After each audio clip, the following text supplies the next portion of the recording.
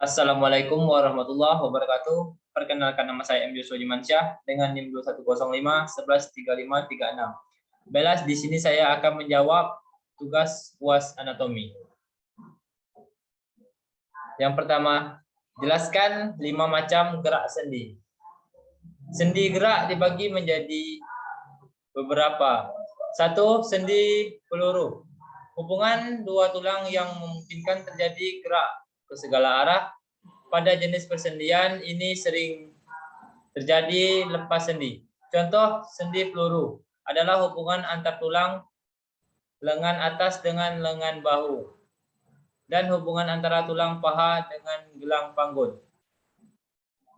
Yang kedua, sendi engsel. Hubungan dua buah tulang yang salah satu tulangnya hanya dapat digerakkan ke satu arah. Sendi ini mirip dengan engsel pintu rumah yang dapat membuka ke satu arah saja. Sendi engsel terdapat pada lutut dan siku serta antaruas jari.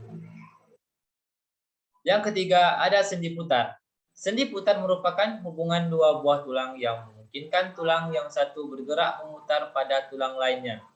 Sendi putar terdapat pada hubungan antar tulang atlas atau merupakan ruas pertama dari tulang leher dengan tulang pemutar yang menyebabkan kepala terdapat berputar. Yang keempat, ada sendi geser. Sendi geser merupakan dua buah tulang yang memungkinkan pergeseran antar tulang. Misalnya sendi yang terdapat pada tulang belakang. Yang kelima, ada sendi plana. Plana merupakan hubungan dua buah tulang yang permukaannya berbentuk pelana kuda. Sendi ini terdapat di antara tulang telapak tangan dengan ruas ibu jari, lutut, dan siku. Baiklah, yang nomor 2, nama-nama sendi. Yang pertama, radius dan ulna atau superior radius ulnaris. Yang kedua, radius ulna berhubungan dengan kalpal atau interkalpal. Yang ketiga, humerus, radius ulna atau articulatio humeri. Yang keempat, ada humerus, clavicula, scapula atau articularisio humeri. Yang kelima, femur, tibia, fibula atau tempurung lutut.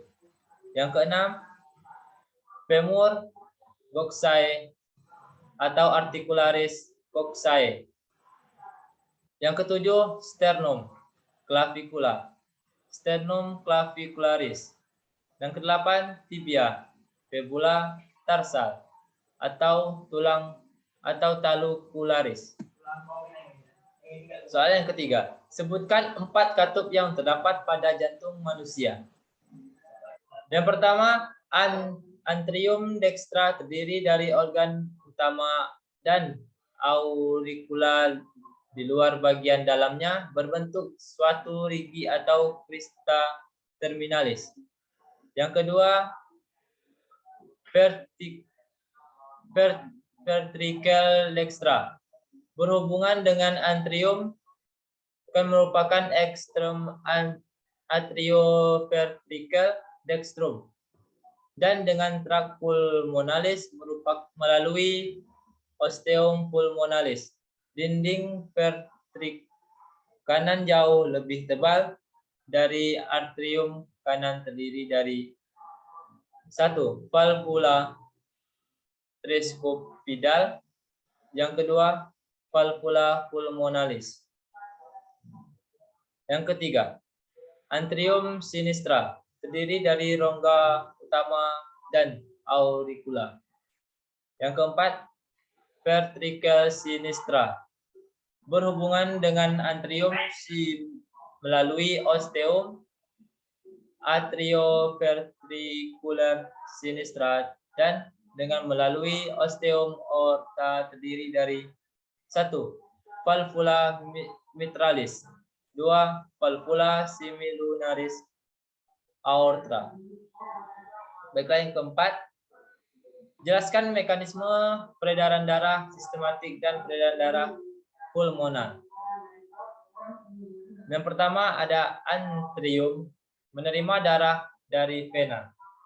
Yang kedua, vertikal memompa darah ke arteri aliran darah melalui jantung, diatur oleh katup yang membuka ke satu sisi aliran darah yang mengalir satu arah. Yang ketiga, darah dari seluruh tubuh kembali ke jantung atau arterium kanan melalui vena cava menuju vertikal kanan melalui katup tricuspidalis. 4. Dari vertikal kanan darah dipompa menuju paru-paru melalui katup semilunaris pulmonalis. Yang kelima, darah teroksigenasi dari paru-paru ke atrium kiri, kemudian ke vertikal ventrikel kiri melalui katup bicuspidalis. Dari ventrikel kiri, darah dialirkan melalui katup semilunaris aorta ke aorta seluruh tubuh. Sistem peredaran darah dari jantung ke seluruh tubuh, kembali lagi ke jantung. Darah kaya oksigen dari bilik kiri jantung dialirkan melalui pembuluh aorta ke seluruh tubuh manusia. Darah yang kaya oksigen merupakan menjadi kaya karbon dioksida. Kemudian kembali ke jantung melalui vena ke serambi kanan. Yang keenam, jelaskan pengertian sistem pencernaan manusia dan sebutkan secara berurutan organ pada sistem pencernaan. Pernapasan atau bisa disebut juga dengan respirasi dan yang dapat didefinisikan sebagai sebuah proses pengambilan oksigen dan pelepasan karbohidrat dan penggunaan energi yang ada di dalam tubuh. Fungsi sistem pernapasan manusia. 1. Mengambil oksigen yang kemudian dibawa oleh darah ke seluruh tubuh atau sel-selnya untuk mengadakan metabolisme.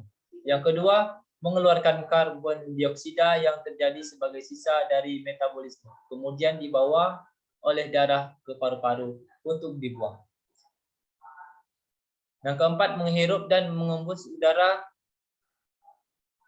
atau bernapas. Yang kelima, pertukaran gas antara paru-paru dan aliran darah.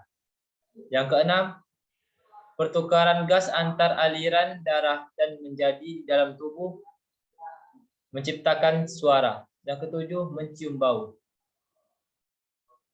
Sistem pencernaan merupakan proses mengubah makanan dari ukuran besar menjadi ukuran yang lebih kecil dan halus, serta memecah molekul-molekul makanan yang kompleks menjadi molekul yang sederhana dengan menggunakan enzim dan organ-organ pencernaan.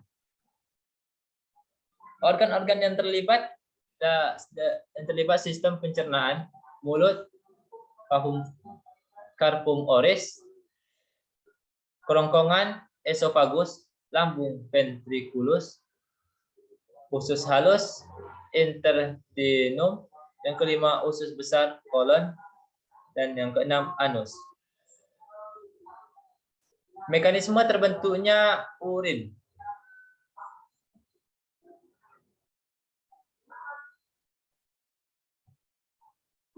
Yang pertama, filtrasi atau penyaringan. Bagian pertama dari proses pembentukan urin adalah filtrasi, yaitu proses penyaringan darah yang mengandung zat sisa metabolisme yang proses dapat menjadi racun untuk tubuh. Yang kedua, reabsorpsi. Air, glukosa, asam amino, natrium, dan nutrisi lainnya diserap kembali ke aliran darah di kapiler yang mengelilingi tubulus. Natrium dan ion-ion lain diserap kembali secara tidak lengkap dengan proporsi yang lebih besar tersisa dalam filtrat ketika lebih banyak konsumsi dalam makanan, menghasilkan konsentrasi darah yang lebih tinggi. Yang ketiga, ada sekresi atau augmentasi urin. Yang dibuat oleh proses ini kemudian mengalir ke bagian tengah ginjal yang disebut pelvis ginjal, kemudian terus mengalir ke ureter dan kemudian tersimpan di kandung kemih. Organ sistem indera beserta fungsinya. Yang pertama, indera penglihatan atau disebut dengan mata. Mata adalah organ penglihatan yang mendeteksi cahaya dan berfungsi untuk menerima informasi berupa gambaran suatu yang bisa dilihat dan kemudian dikirim ke otak. Yang kedua, indera penciuman atau disebut dengan hidung. Merupakan indera penciuman berfungsi sebagai udara pernapasan, penyaring udara pernapasan, menghangatkan udara. Hidung adalah organ sensorik manusia menanggapi rangsangan seperti bau. Yang ketiga, indera pendengar atau disebut juga dengan telinga. Telinga adalah organ yang berfungsi mendeteksi, mengenali suara dan juga peran lebih besar dalam keseimbangan dan dari tubuh, posisi tubuh. Yang keempat, indera pengecap disebut juga dengan lidah. Lidah adalah kumpulan otot rangka pada dasar mulut yang berfungsi mengecap rasa asin, manis, pahit, dan lain-lain. Serta dapat membantu dalam proses pencernaan makanan dengan mengunyah dan menelan. Yang kelima, indera peraba atau disebut dengan kulit. Kulit adalah perasa sentuhan. Kulit dapat membedakan kasar, halus, panas, dingin, dan nyeri. Kulit manusia terdiri dari epidermis, dermis, dan hipodermis. Kulit berfungsi sebagai alat ekskresi karena kelenjar keringat atau kelenjar sudoriifera yang terletak di lapisan dermis. Mekanisme melihat dan mendengar. Melihat atau disebut dengan mata, cara kerja mata manusia pada dasarnya sama dengan cara kerja kamera, kecuali cara mengubah fokus lensa sinar yang masuk ke mata sebelum sampai ke retina mengalami pembiasan 5 kali, yaitu waktu melalui konjungtiva, kornea, aqueous humor, lensa, dan vitreous humor. Pembiasan terbesar terjadi di kornea. Bagi mata normal, bayang-bayang benda akan jatuh pada bintik kuning, yaitu bagian yang paling peka terhadap sinar. Yang kedua, mendengar atau disebut juga dengan telinga. Gelombang bunyi yang masuk ke dalam telinga luar menggetarkan gendang telinga. Getaran ini akan diteruskan oleh ketiga tulang dengan ke jendela opal. Getaran struktur koklea pada jendela opal diteruskan ke cairan limfa yang ada di dalam saluran vestibulum. Getaran cairan tadi akan menggerakkan membran Reisner dan menggetarkan cairan limfa dalam saluran tengah.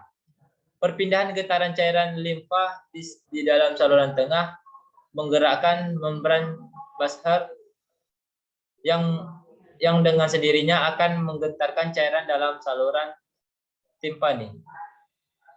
Hubungan antara sistem indera dan sistem saraf.